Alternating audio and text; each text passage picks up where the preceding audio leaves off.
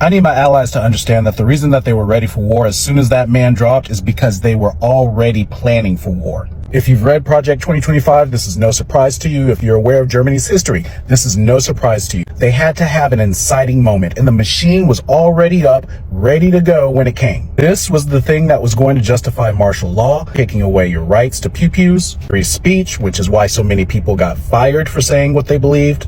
They didn't necessarily know who it was going to be, but they knew there was going to be a point in time where there was going to be someone who could be the poster boy, the cause. This, by the way, is the reason that we heard so much about the white woman that got on the transit, but they had nothing to say when the black person got on the transit. This is why they don't care about Melissa Hortman, because it's not about the principle of free speech. It's not about the idea that we're resorting to violence. It's about taking the opportunity to make someone the standard, the symbol that galvanized all of MAGA, all the Republicans, and quite frankly, all of the white community against everything that's on the left. That's why Trump was the first person to deliver the news before the local police or anyone else, because the information had to come from the top down. They knew exactly who that boy was before they lied to us. They knew what was really on those books, and they knew what his ideology was really about. You've heard me talk about the fact that we're in this position in America because we never properly punished the Confederacy after the Civil War. So the work of anti-racism and allyship going forward is reminding these people every single day that they tried to start a war over a lie, so that no one forgets, so that we're all on the same page and we all remember and we're all clear what they're ready to do. They haven't de-escalated. There's no ceasefire here. They're just waiting for the next event. We still need to be vigilant and be on high alert because they're just waiting for something else to go off and use the opportunity. You have your assignment. I did not agree with Charlie Kirk on almost anything. I found many of the things that Charlie Kirk had to say deeply troubling. But Charlie Kirk did not deserve to become a victim of our gun violence epidemic. And neither did the Democratic lawmakers who were assassinated earlier this summer in Minnesota. In days where violence is all too common, political violence like we saw this week, or structural violence against immigrants, against the incarcerated, against the poor, against women, against queer people, against whatever group, that structural violence, in a world where violence comes wrapped in ideology, in theology, the Christian response is to hold out a better vision, to build our hope on nothing less than Jesus' wide table. The reign of God he spent so much time preaching about, the wild, some might say foolish, vision of the world as it should be.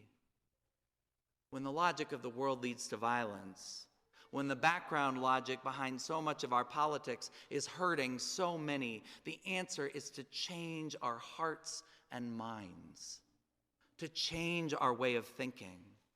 The answer is to confuse the logic of the world. Christian minister here. Charlie Kirk is not a martyr for Christ, despite the claims on social media this week from the right. While we condemn his murder and the gun violence that led to it, we must also reject MAGA's efforts to portray him as something he was not. Kirk preached hatred and division as a white Christian nationalist, which contradicts Jesus' teachings. He preached anti-Semitism, Islamophobia, racism, misogyny, and homophobia. Jesus said that the greatest commandment was to love. Kirk preached that empathy was weakness and that gun deaths are the cost of freedom. His death is tragic, and I'm thankful that the shooter has been apprehended. But the media should stop portraying him as a man of peace just following Jesus, when he was anything but. And yes, it dishonors the United States to award a white Christian nationalist the Presidential Medal of Freedom, as Donald Trump has promised. White Christian nationalism is a false gospel rooted in white supremacy.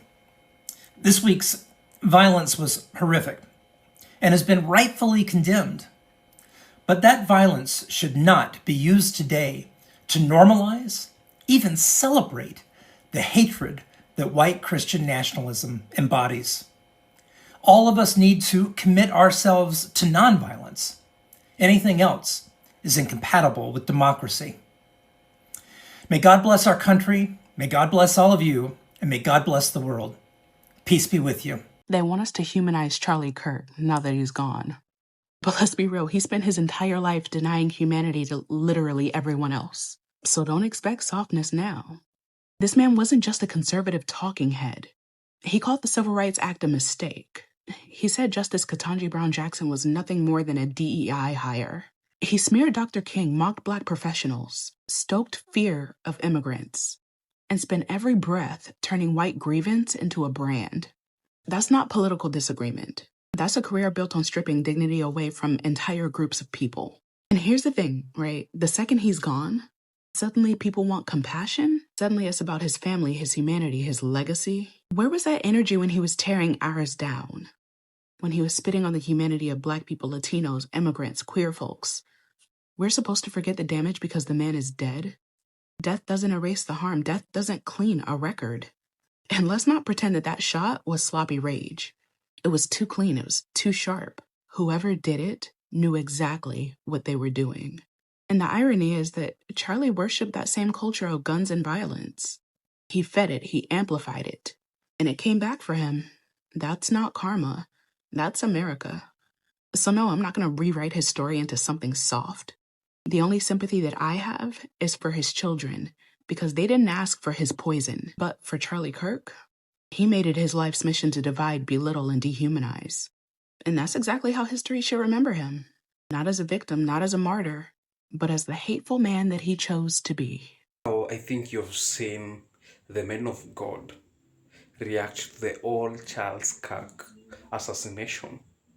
And these men of God have highlighted what they think or they feel it wasn't right at all with the gospel of Charles Kirk. So even the Bible, initially I think I've compiled 3 videos. These 3 videos are the men of God talking about the MAGA movement and the Republicans at all. Because, if, God, needs you to love your enemy. So if Charlie Kirk was assassinated by what they claim as a leftists, of which it wasn't a left-wing supporter, it was a right-wing supporter. It was a MAGA supporters. But they use that to channel the dark energy. They use that to channel the rage. They use that to channel the hate, the racism agenda, because they thought at first it was a black. Because initially, when there was assassination or the stabbing in the Charlotte on the train, the MAGA movement, there was so much, they had rage against the black, even calling the black animals, even calling the name, even calling Democrats very bad names.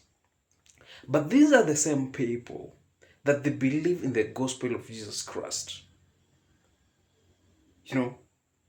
And the same way these pastors have violated, these men of God have talked about this whole issue.